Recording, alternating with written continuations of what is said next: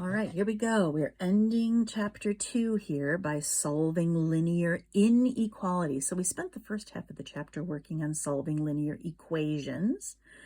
Now we're going to be solving linear inequalities, which means that they're going to have any one of these four, basically. This is also an inequality symbol, the not equal to, but we're not going to have any that use that symbol. So we will be working with just these four. Okay, so there are two different types of notation. We are going to want to use interval notation, but let me just remind you, these two statements are in what we call set builder notation. And if I were to want to graph that set, okay, now let's graph it using our interval notation. Because there's no equal to, we are going to put a bracket, or I'm sorry, a parenthesis on 3 and an arrow going to the right. That would be how you would graph that. Back in the day, we used to use open dot, close dot. We don't use that anymore. If I want to graph this set of numbers, which is just basically all numbers less than or equal to -2, and if I want to put those on a graph, here's my -2. Now, because this has an equal to, we would bracket, because in interval notation, the bracket means it's inclusive. It includes that number. And this time, our arrow would be going to the left because it's less than or equal to.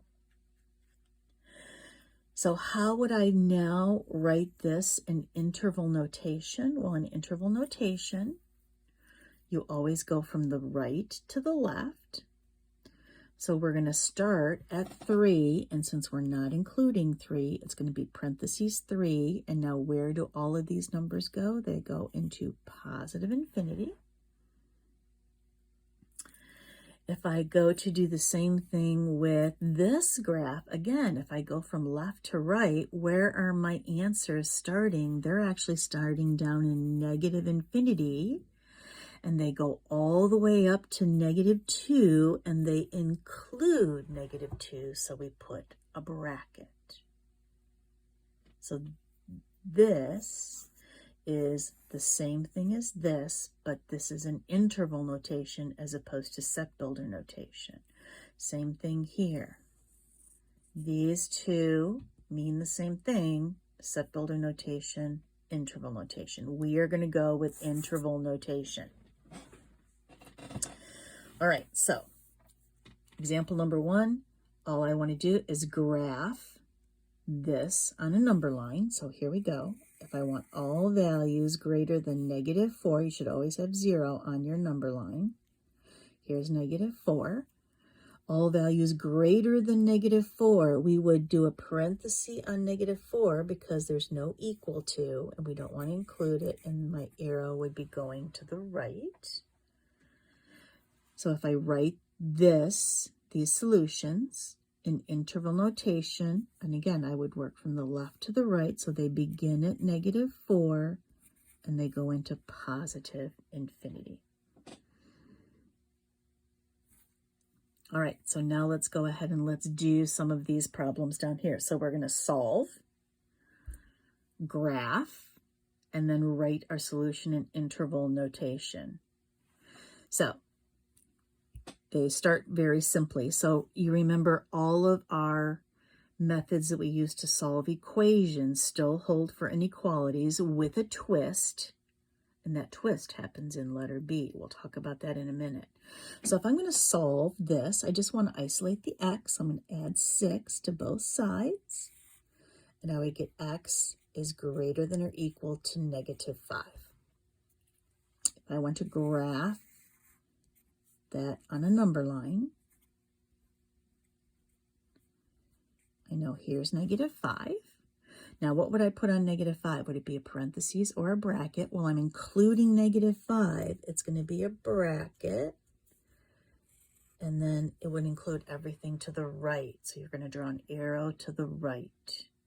So there's an infinite number of solutions. It's all real numbers greater than and equal to -5. In interval notation, that would be simply -5 to positive infinity. So these are what makes up my final answer right there. Now, here's the twist. Do you remember that if you multiply or divide both sides of an inequality by a negative number, the sign has to change direction? So since these two are being multiplied, we have to get rid of the -3 by dividing. So look what I'm doing. I'm dividing both sides of my inequality by a negative number, which means that this less than or equal to has to flip to greater than or equal to. Don't forget that. So that's the twist. Other than that, everything's the same. If that's my 0, here's my -4. If I wanted to graph that, again, it has an equal to, so it's bracket and all values to the right because I have greater than or equal to. If I wanted to write that in interval notation, that would be bracket -4 to infinity.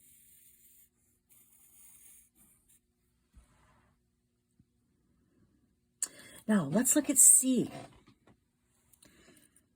What do I have to divide by here? I have to divide by +5. Since I'm dividing by a positive number, the sign does not flip. It only flips if you're dividing by a negative number.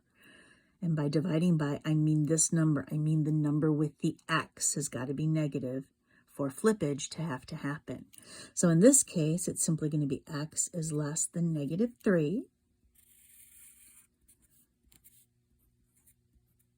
I want to graph it. There's -3. Now I want all values less than -3. It's going to be parentheses because I don't want to include -3. And my arrow is going to go to the left because it's all values less than that -3. So now how do I write this in interval notation knowing that it goes from the left to the right? I'm going to start down into -infinity. And remember, infinities are always used with a parentheses. You can't bracket an infinity because it doesn't have an end point. It can't include the last number. So we're going from -infinity to -3. At this point, I might pause the video and do the next two on your own and then come back and check. All right, so this one, I have to subtract 11 from both sides first. So -3x is less than or equal to -24. Now I'm going to divide both sides by what kind of 3? I'm dividing by -3, so the symbol has to flip. And I get x is greater than 8. Did you remember to flip your symbol? I hope so. Graphing on a number line, that's my 0. Here's my 8. I'm going to put a bracket because of the equal to. The bracket is going to go on 8, and because I want everything greater, my arrow is going to go to the right. In interval notation, that means I want everything from +8 into positive infinity.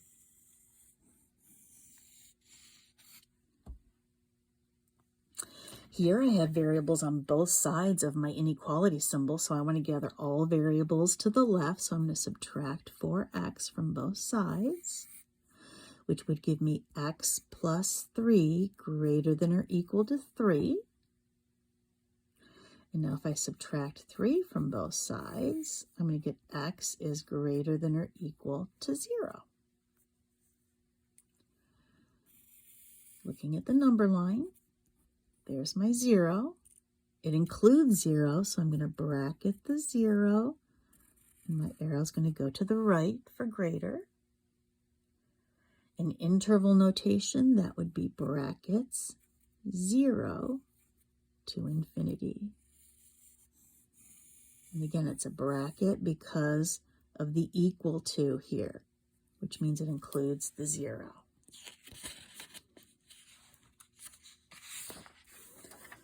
All right, last page.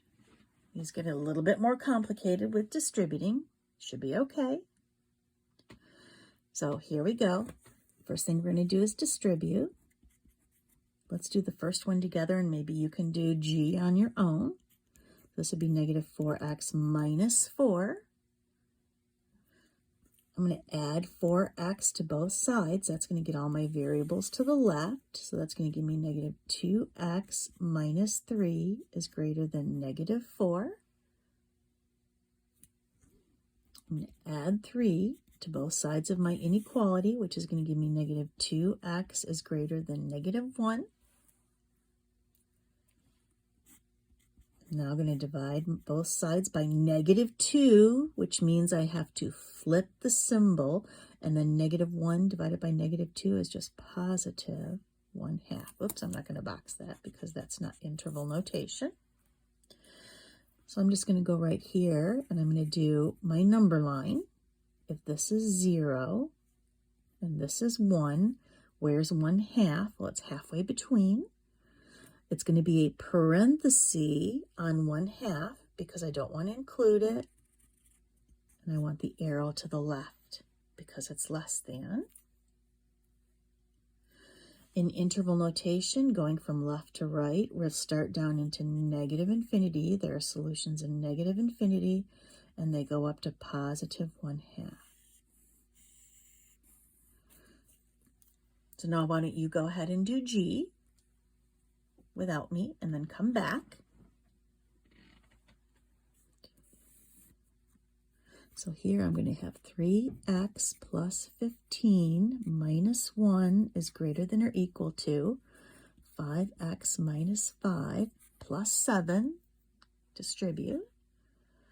I've got some like terms I can combine, and I'm going to get 3x plus 14 is greater than or equal to 5x plus 2. I'm going to go ahead and subtract 5x from both sides to get my variables to the left. So that's going to give me negative 2x plus 14 is greater than or equal to 2. I'm now going to subtract 14 to get negative 2x is greater than or equal to negative 12. Divide both sides by negative 2. I'm dividing by a negative, so x is going to be less than or equal to positive 6. Did you remember to flip your sign? All right, so number line. If this is 0, 1, 2, 3, 4, 5, here's 6. It includes 6, so it's going to be a bracket. And everything less than that, so an arrow going to the left.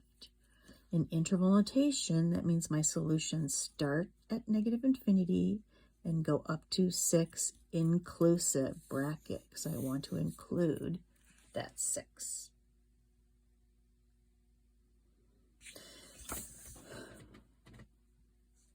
All right, I'm going to do compound inequalities in a part 2.